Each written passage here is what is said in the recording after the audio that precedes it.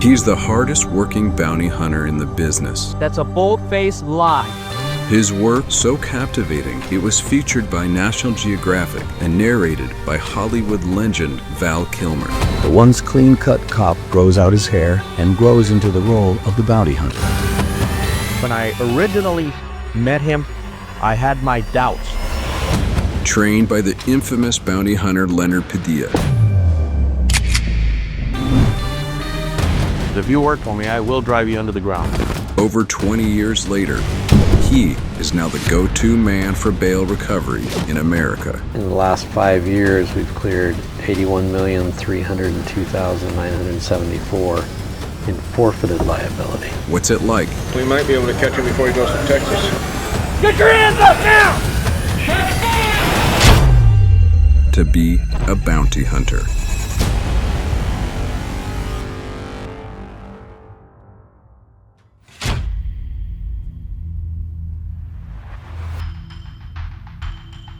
My name's Rob Dick, and I'm a bounty hunter.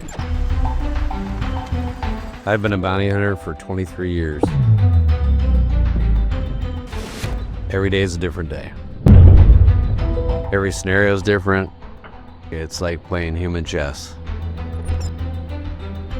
How I got into this was Leonard Padilla. They tell me he's all screwed up, that he's packing a gun, he's very dangerous. Guy I worked with for many, many years. We've actually ended up bailing him 3 times. We were finding everybody. She drove up in the car. This is gonna be her. Rob says that he's supposed to take her to play bingo tonight. Between the 2 addresses and the bingo parlor, we might be able to catch him before he goes to Texas.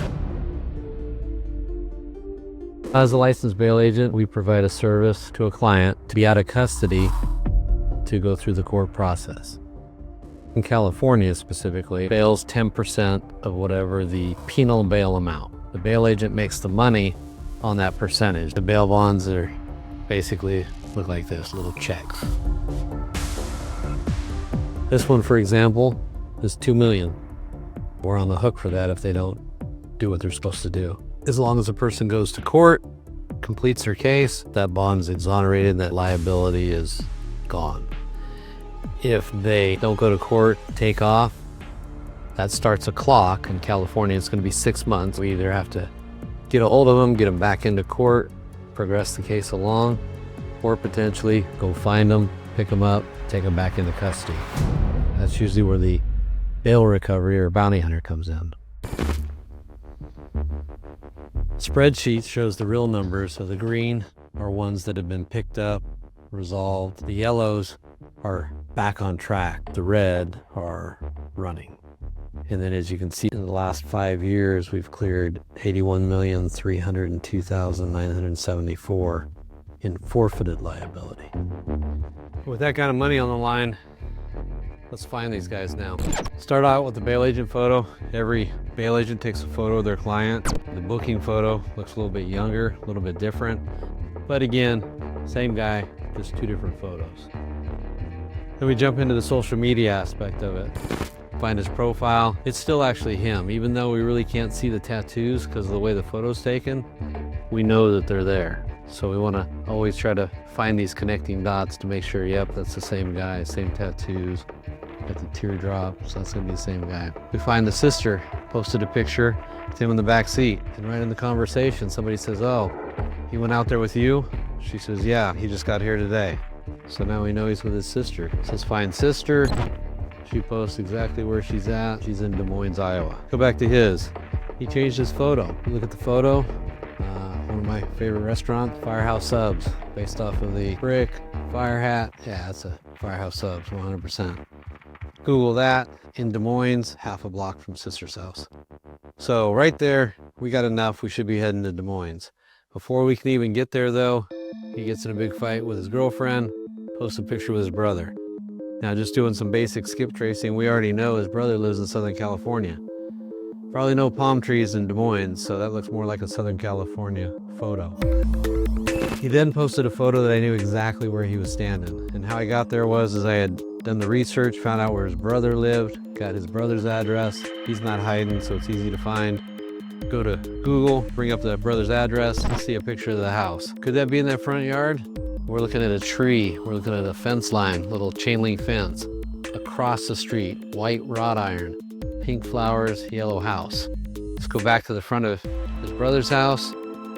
Yep, same chain link fence, same tree. Let's confirm it by spinning around on Google.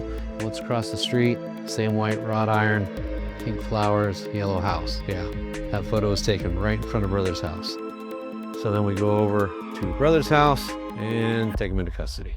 We're in the day of look at me. People can't help but show exactly where they're at all the time. Sometimes when someone thinks they're secret squirrel and they're not posting things, a lot of times we're looking at the person next to them. So the guy's girl doesn't think, oh, my boyfriend's running. She's posting everything. Yeah, me and the boo were in the park this weekend. So they're giving it up. We're also building a profile as to hopefully developing what that person does. If we see that he's building houses, posting pictures of houses, maybe even says construction on his application. I mean, how hard is it to set up a day pay job, for example, for construction? Anybody that's been working construction knows about day pay. That's cash under the table. $400 for 2.5 hours. Heard you were really good. He's set up. He's gonna go anywhere you want. Give him an address for a construction site and we'll be waiting. Dating apps, find out what city they're in, and then you can just set them up on a date. You have to kind of always stay on top of the technology. These are some of the tools that we use to do the locates. Now let's look at some of the tools that we need to use when we actually do apprehend them. Probably start out with the one that I wear all the time, is my belt.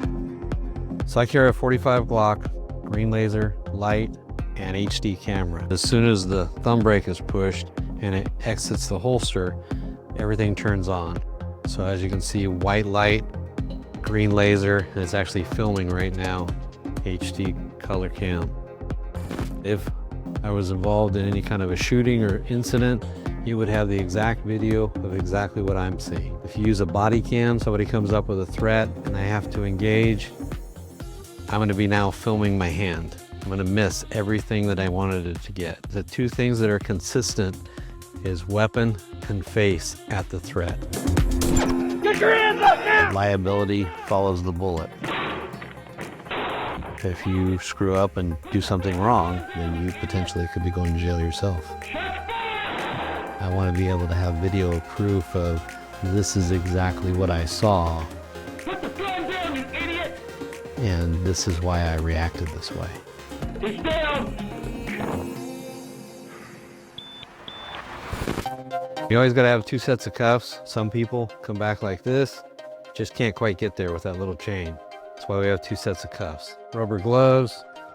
Always want to protect yourself, especially with some of these drug users and things when you're searching them. So I have some rubber gloves in here. Pepper spray. A lot of times we're using this on animals. If I'm in the backyard and I'm trying to get to my person and I got an aggressive dog, I'd much rather spray him with some pepper spray, make him go away, than have to do something else. Always have a second backup light, just in case the light goes out on my firearm. Carry backup magazines for my firearms, and then of course taser. We've seen videos where there's taser failures. Don't move!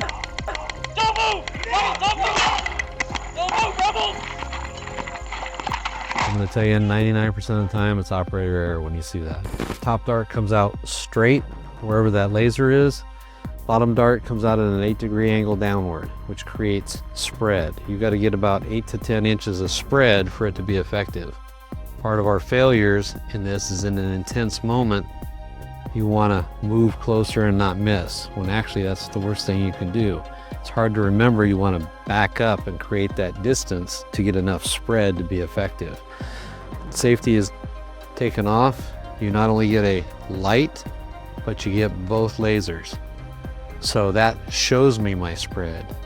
A close spread hit with both probes, that's where both probes are going to hit. That will not get lockup. I need to be back about this distance to get a great spread, put both those probes in the body. That person's going down. I carry a 357, basically a single action, so every trigger pull, you're going to have to cock again. This isn't used very often, but if you're going up into the mountains or it's you, your partner, maybe one more guy to find somebody, sometimes you need just a little bit extra protection. Let's go to my vest. This will stop a rifle round. I have a second camera system. I always have first aid. Inside the first aid, I have a tourniquet. If somebody does get shot, one of my team members or even the subject, we got to end up trying to save them after that. Sometimes I'll go with a glass cam. I Cameras in the bridge of the nose. This and the weapon are always going to be pointed at the threat. Sometimes we'll wear the ballistic helmet. This is a night vision attachment. This night vision is some of the best I've ever found out in pitch dark. It just looks like daytime. Infrared light. This would be just like a flashlight in pitch dark, but only I'm going to see it through the night vision. A lot of times, second story, if we have to get up to the second floor or over a fence. Sometimes you need to get through a fence, break a gate lock, and the ram. This is weighted. The force of this ram will blow off any door off the hinges. I have my locksmith license so that I can carry some of the tools. This is a set of bump keys. All the cuts across the key are the same. 90% of the houses have this key, probably you at home. Putting in the bump key, it's not going to open it. It's not the right key. However, how a bump key works, if you put it in all the way, click it back one, give it just a little bit of tension, like you're turning the lock, and then you bump it. So I'll use this bump device. That's how fast I open that lock. This is a less lethal launcher. You can have different kinds of rounds, kinetic, or you could have an irritant, pepper ball, for example, which is like a paintball, but pepper. The attachment back here, basically like that. You can do very direct hits. The guy comes out the back door, get on the ground. He comes up with a weapon, pop, pop, pop. I mean, it's a really effective tool. Of course, we use the drones. We can fly over from 2 blocks away, see the car on the driveway, say, hey, man, he's actually in the backyard barbecuing right now. Let's hit it. Or there's a house on 10 acres and you got to go a half a mile just to the house. It's easy to get up over the house, get a good view, sit in the passenger seat and control, drive in there, contain the house. Also have the Enterprise model. This is used for night. So it works off of the heat from a body. And so we have a handheld model that goes with a phone. Everything has a heat signature. So as we look here, you have the wall, and then the picture is a little bit hotter than the wall. However, a human is like you're on fire. Guy runs out, lays in a field. Used to be you'd have to do a grid search, cross section, try to find this guy laying down. Now it's just a matter of running this. You see him right away, right in the grass. Even a guy on barefoot or sock feet runs across the sidewalk, you can actually follow his feet print. Even if I just go like this, just the heat transfer of that, there they are. And they'll stay there for a while. If I was only left with one of these tools, even though I like this one, it would probably be taser. Taser's not a replacement for lethal, but it's that good. Having all these tools allows us to do our job safely. You never know who you're going to have to get. Don't believe everything you see on TV. Bounty hunting is sometimes life and death. If you have a story to tell, send us a message.